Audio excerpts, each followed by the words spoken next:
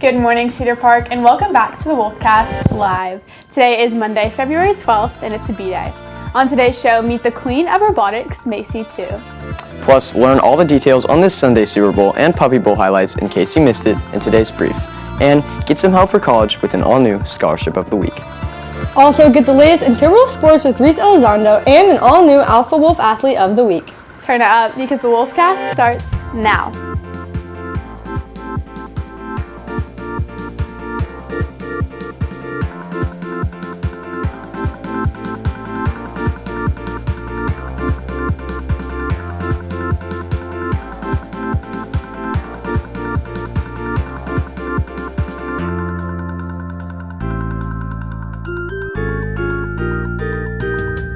Good morning, Cedar Park. I'm Kira Cox, and I'm here this morning with Reed Cummins and Lulu Lynch. Our CPHS robotics team has been very successful throughout this year. Some of you may be wondering who is behind the scenes pulling the strings to lead our robotics team to victory. Reporter Kason Johnson has more. Thanks, Kira. I met with robotics president Macy 2 to discuss how she got involved with robotics, and in addition, she introduced me to some of the current and past projects she's been working on. Macy is a talented senior here at CPHS who is heavily involved with our robotics program. Aside from being the president, Macy builds and designs her bots with utmost care and precision, making her a force to be reckoned with during her team's competitions.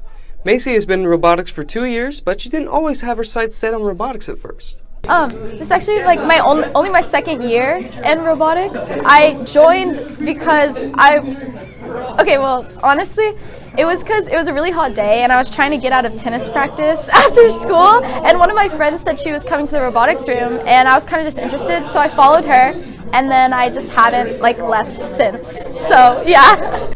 Currently, Macy is in the process of testing out her newest bot. It can drive, pick up and place objects, and can even pull itself upwards like a gymnast. Macy designed the robot's parts herself online and printed them out of aluminum right here at CPHS. And the first time I had designed something on the computer myself, and then I got to actually make it in real life, it was so satisfying, and that was just a feeling that I kept on chasing after that. So it was an aluminum plate that I had designed with a triangle pattern, and so when I made it on the computer, obviously I designed it like that, and then I went to go to our CNC room, which is a huge aluminum cutting machine that you upload code onto, and I uploaded my design code onto it, and it had cut the pattern out, and it was just it was really cool. Yeah. Macy hopes her time in robotics will prepare her to major in mechanical or electrical engineering in college, but she still wishes to minor in some sort of robotics program. But until then, she continues to rep the CPHS robotics team day and night. Honestly, almost all of my free time is in robotics. I barely even see my own family anymore, but when I do have free time, I'm probably just hanging out with my friends, going out to eat, or I don't know, shopping. I don't know. How long does she keep us here? We're usually She said she doesn't see her family anymore because of this class. No.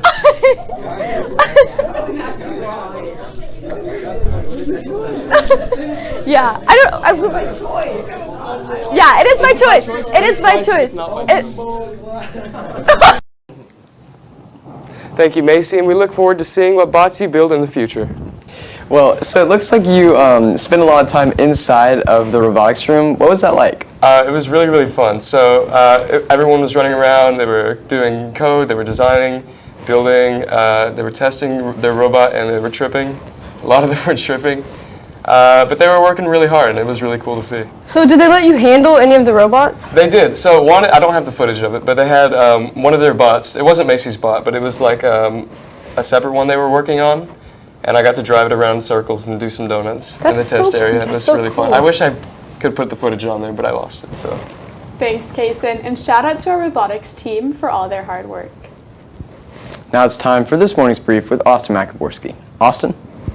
Thank you, Reed, and good morning, Cedar Park. First, Haley confronts Trump on her home ground in South Carolina as the Republican primary approaches.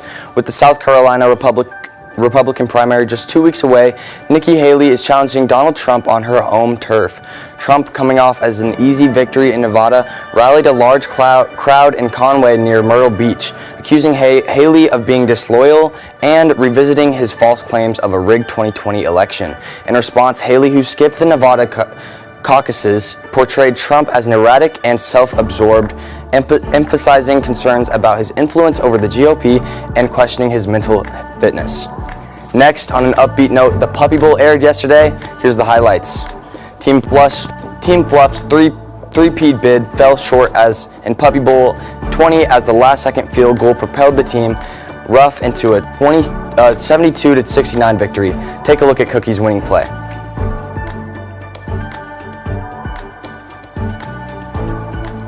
Finally, what you've all been waiting for, the Kansas City Chiefs versus 49ers in this Sunday's Super Bowl. The Kansas Chiefs won their third Super Bowl title in 5 years, making a comeback against the San Francisco 49ers in Las Vegas.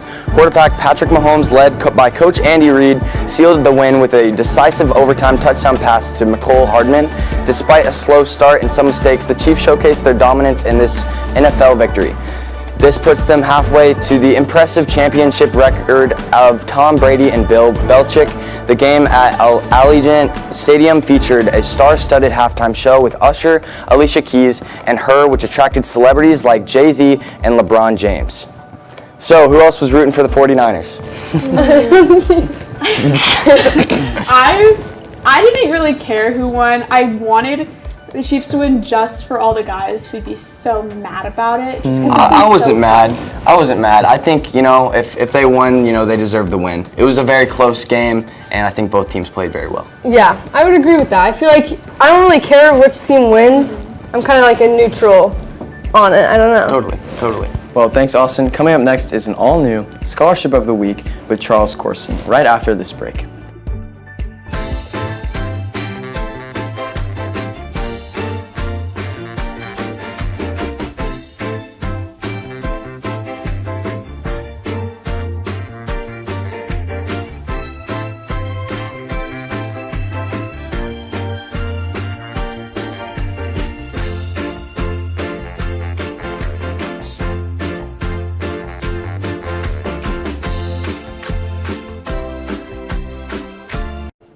Good morning, I'm Charles Corson, here to help you pay for college with a new Scholarship of the Week. This week's scholarship is the Vegetarian Resource Group Scholarship. This scholarship is for $5,000 to $10,000 for high schoolers that actively promote vegetarianism in their school. To be considered, you must demonstrate commitment and courage to promote a peaceful world through a healthy diet. The deadline to apply for this scholarship is February 20th.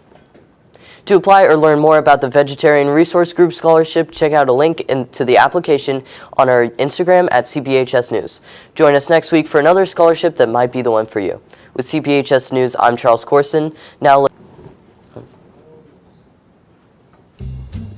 okay.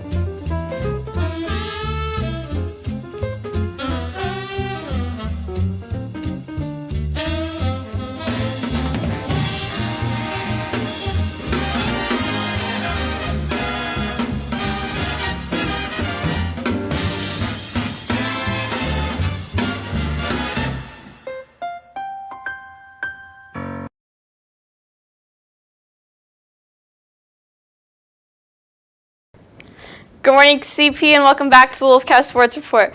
I'm Risa Elizondo. Let's start with the girls basketball team who played against Rouse last Tuesday night. The Lady T-Wolves dominated in their final game of the regular season to bring home a 48-25 win. They finished third in district with a record of 22-11. They have their first game of the playoff season tonight against San Antonio Piper at Dripping Springs High School starting at 7. Now over to boys basketball, and they played Liberty Hill on Friday night. The game was close, but the Wolves pulled away with a 46-42 win. They'll play their final regular season game tomorrow night here at home against Lehman at 7. The Lobos are 7th in district, while we're sitting at 2nd right now. Then over to girls soccer, who played the only other undefeated team in district on Friday, the Leander Lions. It was a close game, but the Wolves lost 1-2, which made them drop to 3rd in district. Brooke Pack scored their one goal of the game. They'll play Rouse tomorrow at 7:15. The Raiders right now are 2nd in district. Finally, boys soccer also played Leander, but after putting up a good fight, they lost 1-0. They'll play tomorrow here at home against Rouse at 7:15. The Raiders currently have a record of 6-3-4, while ours is 4-10. Now time for our Outfield of the Week. This week we have senior basketball player Kennedy Carlisle. See what Coach K has to say about the legacy she hopes Kennedy leaves behind. I hope that people come in, appreciate the hard work and dedication that she's applied to our sport since she came here. And of course, her and the rest of our seniors, they're, what they've done for this program is immeasurable. And again, I just hope that people come in and see her and appreciate, her talents, but also more than her talent, her hard work and her dedication and effort that she brings each and every day. Congrats, Kennedy, and tune in next week.